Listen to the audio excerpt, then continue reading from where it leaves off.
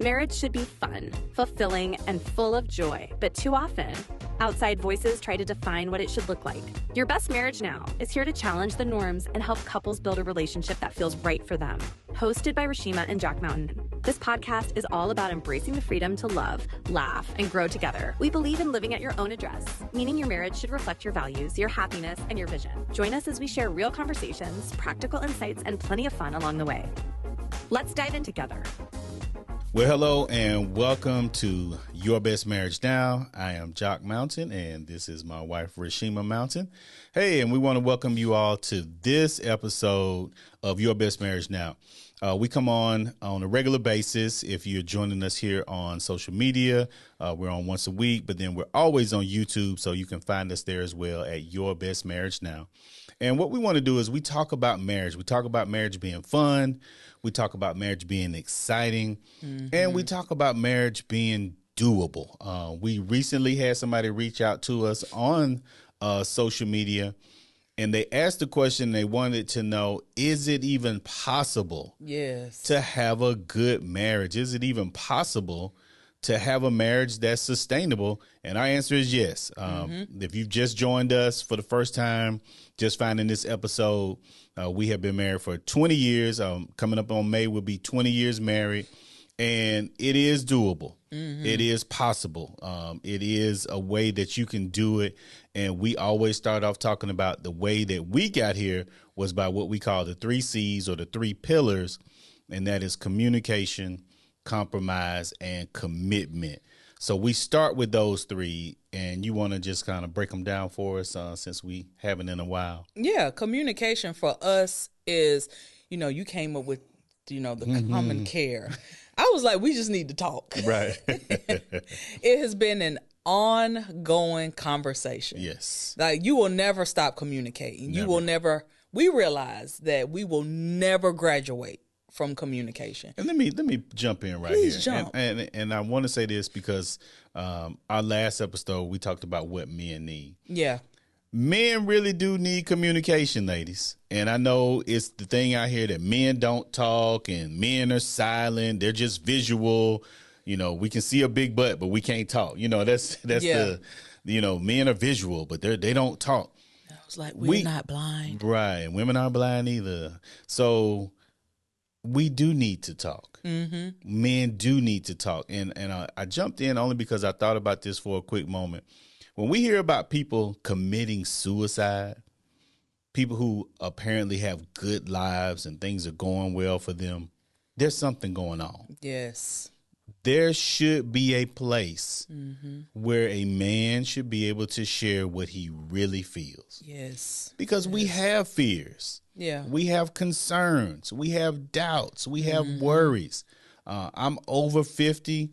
I encouraged everybody to go and get their colonoscopy when I got mine. Yep. I'm over 50. I go and get my prostate checked and do a physical every year. I'm over 50. I go and get periodontal treatment and all this stuff. Like, men, we have to do these things. Yeah. And if you realize you're in a position where you haven't done it, let's just start. I think sometimes men are so scared to do the physical things or share it. It's because we're scared to death. And we're scared of dying, scared of leaving our families. But let's do something so that we don't leave them, so that they don't die. So I just wanted to jump in there because I feel like somebody needed to hear that today. Like, take care of yourself. Yeah. Go and get your checkups. Do all the stuff that you need to do. And if there is something wrong, let's catch it early so it can be taken care of. So you can be here with your wife, your children, your grandchildren, the people that love you. Sir, you are needed. You are needed, sir. So I'm talking to you. Yes, I'm talking to you, sir. You are needed. You are valuable. Somebody needs you here on this earth. We appreciate that you got life insurance and you'll leave them some money, but we need you to be here, not just your money. So that's for whoever is out there that need to hear that today. We need you. All right. So let's get back. That was good. All right. I like that. Okay. Yeah. So before we go, communication. Yes. You just communicated very well. Yes. And that's good that you said it. Because, you know, when we as the wives, we start saying stuff, we can start saying it over and over again, and it can feel like a nag because we feel like we're not being heard. Right. So in our 3 C's, we talked about communication. It's always us sharing, but not just us sharing how I feel and what I need. And it all about us. It's also now I'm coming to say, I care enough about you that I'm going to allow what's common to you, I'm going to let that be what's common to me now. And that was not always easy. Lord Jesus, no. You know, we were talking about this earlier. A lot of times we're so scared, our own ego, our own pride. Oh, bruh, she changed you. You didn't used to be like that. Now you're getting your fingernails done and you don't want to cut your dreads. You didn't used to be like that. Oh, bro, you whipped. You in love, boy. She got you. Well, if I'm married, maybe I should probably be whipped by the person I'm married to.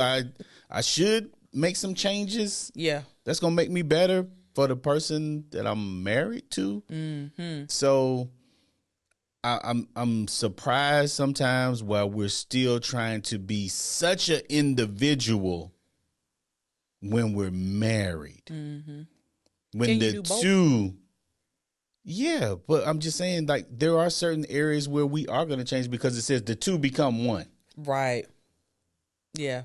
The coffee beans are no good without water. And the water is never going to change without the coffee beans. Right. The two have to become one if you're going to drink coffee. Now, if you want to eat coffee beans and drink water, God bless you. But in order to get the benefit from both, they have to blend. They have to blend. The two have to become one. And guess what? We still taste the coffee, but we still get the benefit of it being in a liquid form. We get the benefit of both. Yes. So, yeah, you did lose your, and I'm just using it with the coffee bean sense, you did lose your solidity, your solid nature to become liquid. And, yeah, you lost your liquid to become, you know what I'm saying? It's like there's still a blending that has to take place. And I know, you know, we were going to talk about the 3 C's, communication, compromise, and commitment, because we have had to use those when it came to us having a blended family. Yes.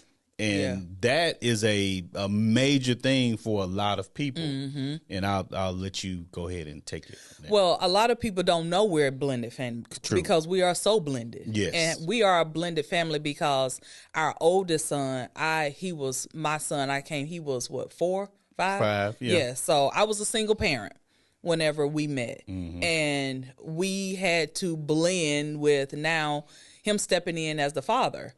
And in order to do that, we had to have some boundaries. Right. We had to have some boundaries of what that would look like while we were dating. Because when we were dating, in no shape, form, or fashion did you ever try to be his father. Right. You were his friend. Yeah, I was just his friend. You were just his friend. You didn't discipline him. You didn't do anything to him. You were nice to him. You treated him well.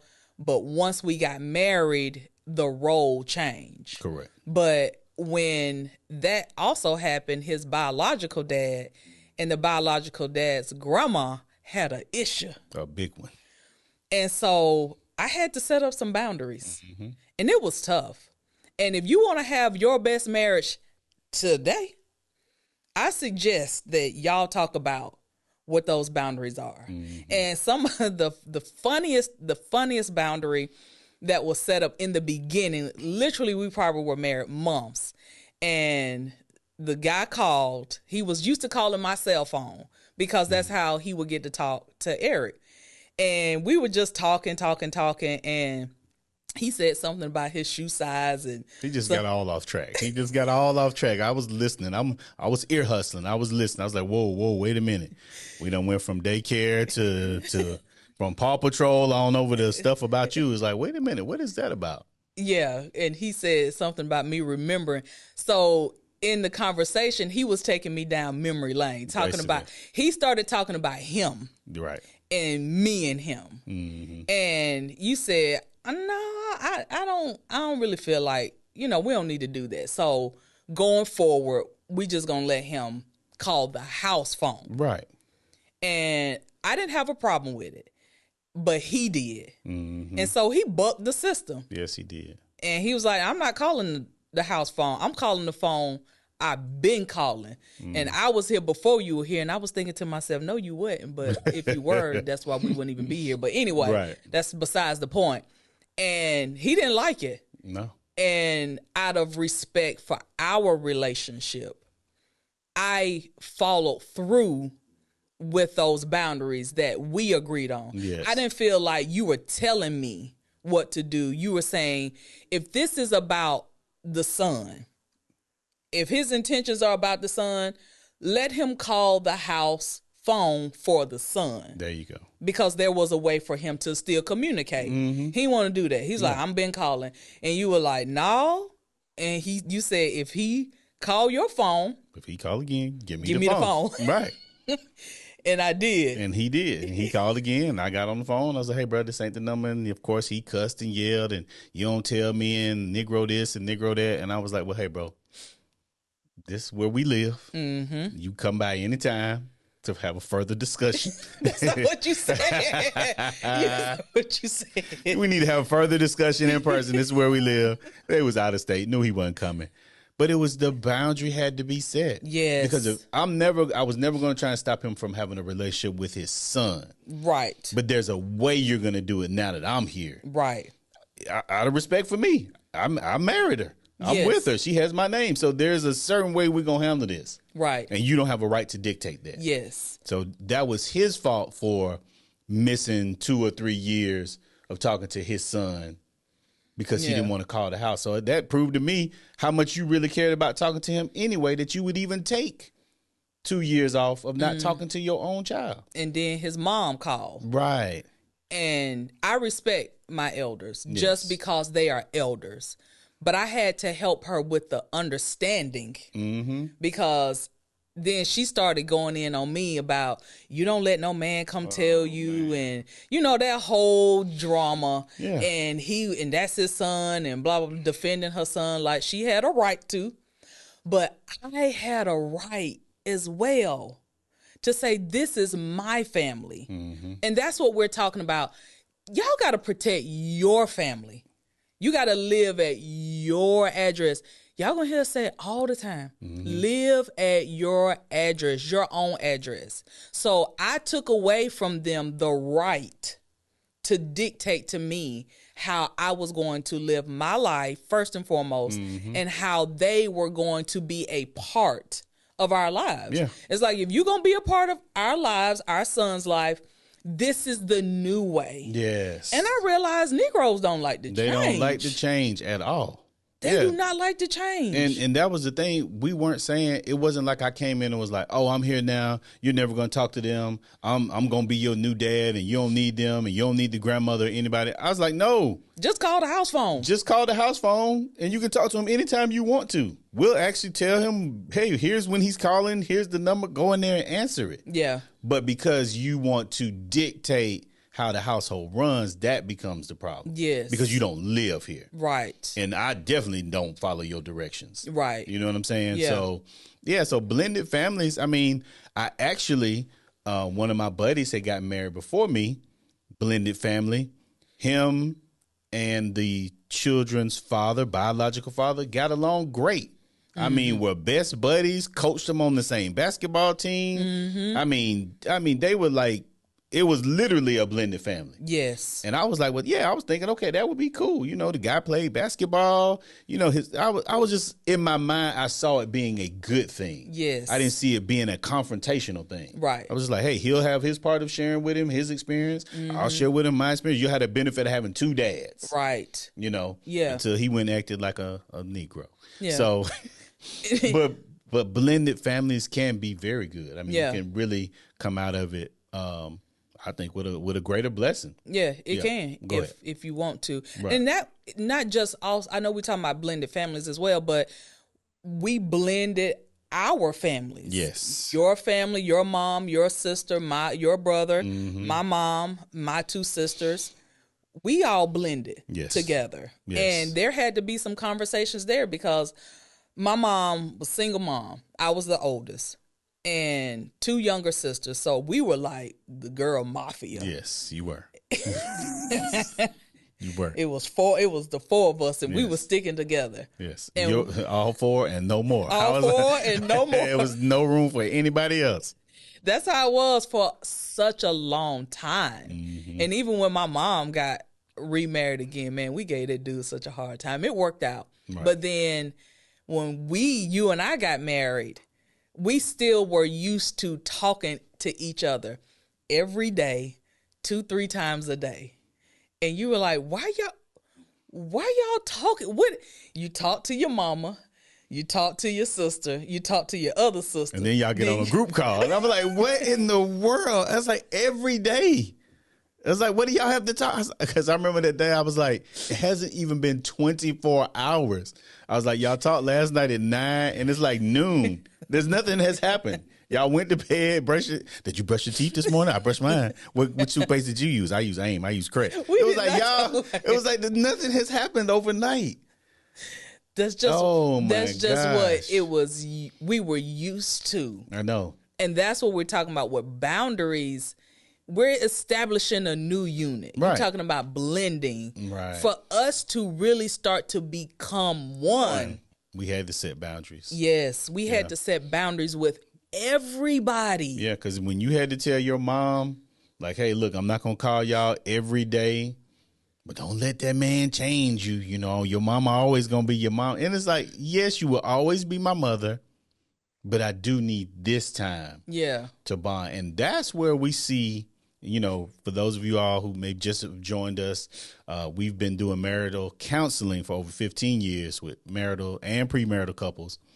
And we've heard it all. Like, people just have a hard time standing up to their mother. They have a hard time standing up to their father. Mm-hmm. And it's not to be disrespectful. Right. But it's just allowing me to become an adult. Mm-hmm. Allowing me to have my first months of marriage to say, yes, you know, I can't call you every day. Right. You know, I can check in with you, but there's really no need to. And then sometimes, like you say, it's just hard. Yeah. For them to realize, man, my baby really is no longer a Smith. Now she really is a Johnson. Yes. And she's not going to be calling me every day. Yeah. Yeah. And it was helpful for y'all. It really was part of the foundation of our marriage. And still, for him to see me compromise with my family. Yes. And then also with the holidays, we had to compromise with your family because your mom and your family was used to seeing you.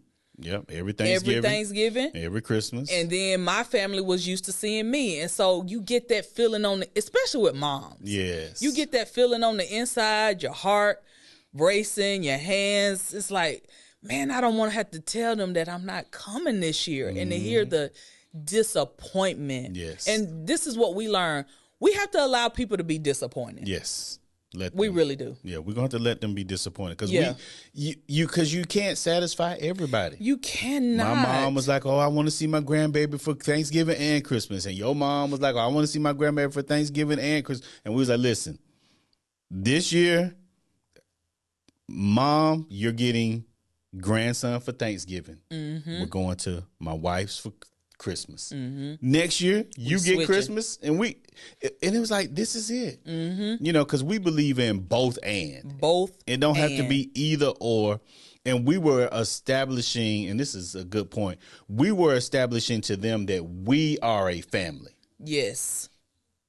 You know, we knew those couples that used to, and we didn't agree with it.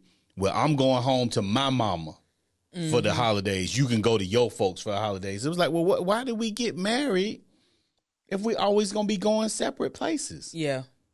It was like they will be okay if they miss you for one holiday. Yeah. And especially in this era now, I mean, you got Zoom, you got FaceTime, like all that stuff wasn't even around when we were doing it. We were just like, hey, y'all just going to have to miss us for this holiday. Yeah. We'll call you, but we're going somewhere else.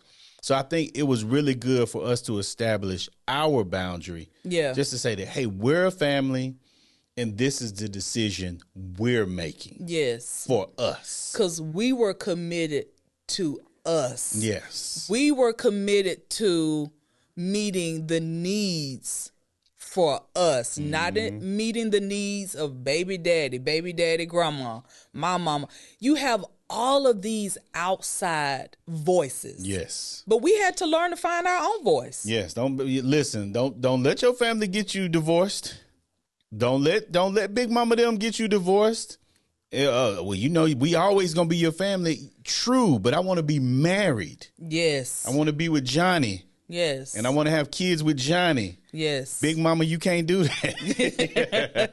I want to be married with a family of my own and have you all. Yes. And one thing I do know, like they said, they will always be your family. And even if you disappoint them, they'll always be your family. Hello. And that's what we had to allow them to be disappointed. And we had to grow because it matured both of us. Yeah. And they grew too. And they did. Yeah. They grew too. They grew too. And it's not meant for everybody to understand. Mm-hmm. And that's something that you and I have worked on. And still, y'all, we don't graduate from this stuff. That's why it's fresh. No. To let people be okay. Mm-hmm. And we've even grown in allowing our family members, like we have one of our sisters or two of them, they have younger kids. We can't come to everything. And we understand. Yes. So sometimes people have a right to be tired. Yes. Like, why do I need to run all to this state, this family function, this, then we got this, and then don't even church this. And it's like, I'm tired. Can I be tired? Yeah, stay home, rest. And that's please. Okay. Like a boundary for us, we are very intentional about our rest. Mm-hmm. We are very intentional about, I'm not coming. No is a good word. Say that again. No is a good word. No is a good word. Yeah. And just like we had to have boundaries when it came to money. Mm-hmm. Family members who needed money. Okay, I do have the money. And it is in my bank account. And I could sell it to you. But as I said, I tell them I don't have it for that. Well, I know you got money. I know y'all doing good. I done seen y'all house. I know where y'all live. I know y'all doing good. True. All of those statements are true. I just don't have money for that. Yes. For what you're doing or what you're involved in. Well, yes. They said they're going to put me out on the 6th. They've put us out before. They put us out before and we made it. Yeah. And I'll be like, they're going to put you out on the 6th. You got somewhere to go? Where you going on the 7th? You know what I'm saying? Because at some point, grown people have to be grown people. Yes. You have to grow up. Yes. Yeah. And we have to allow people that opportunity because I told you a couple of weeks ago, I said, Jacques, we rob people of the opportunity to trust God. Mm-hmm. I said, I appreciate, and this is, you pray and you seek God, but the blessing isn't always free. I'm just going to give it to you. Mm-hmm. That's not it. Mm-hmm. We wouldn't have what we have. We wouldn't have the marriage that we have if somebody was always rescuing us. Mm-hmm. We wouldn't have the stories. We wouldn't have the fortitude. We definitely wouldn't have the commitment if we didn't stand up and have boundaries with our families, because if you can practice it with your own, that you love more than anything, people that have been here for you, that have raised you, you can transfer that to other people. You be like, all right, you don't like what I don't care. Right. Keep it moving. Keep Next. it moving. Yeah, and then I remember I heard this one time. Well, what if you make all those boundaries and you do all that stuff and then your marriage don't work out anyway? Then look how you told your mama no, and look how you told your daddy no. And you know what? If your marriage doesn't work out, at least I attempted and did the right thing. Yes. Yeah. I honored my husband. I honored my wife. I did do the right thing. Okay, the marriage didn't end, but that don't mean y'all get to control me. Right. And that's what it's really about. That's what it's really about. Controlling you. Yeah. It's like, I'm not gonna be in bondage to you. Yeah. Like, you're not gonna make me feel bad because I didn't come to Christmas. Right. Like, where's the love in that? Thank you. Where's the love in, you ain't show up for Thanksgiving, so apparently you don't love us like you used to. Well, that's unfortunate that you would think that. Yes. Because if it's anything that has to do with me feeling like I gotta do something, that's not really coming from a place of love anyway. Not at all. So we just said, look, for us to have our best marriage and for y'all to have your best marriage now, going forward, these are some of the things, the practical things that we have put into place. And y'all, we still doing it. Still. We are still doing it, and we are happier and we are stronger. And I know some of you will feel like, well, I don't really feel like we have that. You can start today. That's why it's called now. Mm-hmm. It's not yesterday, and it's not, you can't be in tomorrow. You can have it by starting now. Well, how do I tell? Well, I want to tell my mom. You can be nice. And this is why I used to say, Mom, I always start with, I love you. Mm-hmm. And that's never going to change. However, Jacques and I have taught, put up a united front. Yes. Don't ever, I never said, Yes. I never put it off on you, and you never put it off on me. But Jacques don't want to come, so we're not going to come for never Christmas. did now that. I'm the bad guy. Right. We or decided. Reshema don't want to bring her son down here. Yeah. You said, we decided. talked, we decided that this is what we are going to do. And this is the plan that we have to now, okay, this is how we'll see you the next time. And you can do that with anybody. Yeah, but it's always about putting up a united front. Right. And it can be a nice conversation. It don't have to be mean. Man, we don't always have telling to do all nobody all. Like, Mom, I remember having to tell my mom. I said, Mom, listen, love you dearly. I said, you know that. I said, but I'm married now. Mm-hmm. And I said, and his grandparents want to see him just like you want to see your grandson. Yep. And I said, it wouldn't be right if I did it to you. And I said, it wouldn't be right if I did it to them. Yes. I know, but I just love you. And I said, and I know, and I just love you back. Mm-hmm. But we'll see you at Christmas. Yeah. You know what I'm saying? So it doesn't have to be something mean. Yeah. Ladies and gentlemen, what we're saying is boundaries are for our benefit. Mm-hmm. They're actually for the benefit of you and your family, your co-workers. And maybe you guys want to be out the box. Maybe for Christmas, we don't want to see nobody. We want to go to Florida. We want to go to Orlando, go to Disney World, do something different. And that's okay because this is our life. We're living at our address. Yes. So boundaries are good. So with that, we will close this episode out. We'd always like to thank our sponsor, Dream Home Inspections. So for all of your real estate inspection needs, you can reach out to Dream Home Inspections. They do commercial and residential inspections. If you're building a new home, make sure you get the home inspected more than once. The pre-drywall when they're building it and the final inspection. Dream Home Inspections can help you with that. Building a commercial building, need a commercial inspection, a church, a daycare, or warehouse, Dream Home Inspections can help you with that as well. You need to know what you're buying, whether it's new or used, so feel free to reach out to Dream Home Inspections. Their information is on the screen, and we'll see you all on the next episode.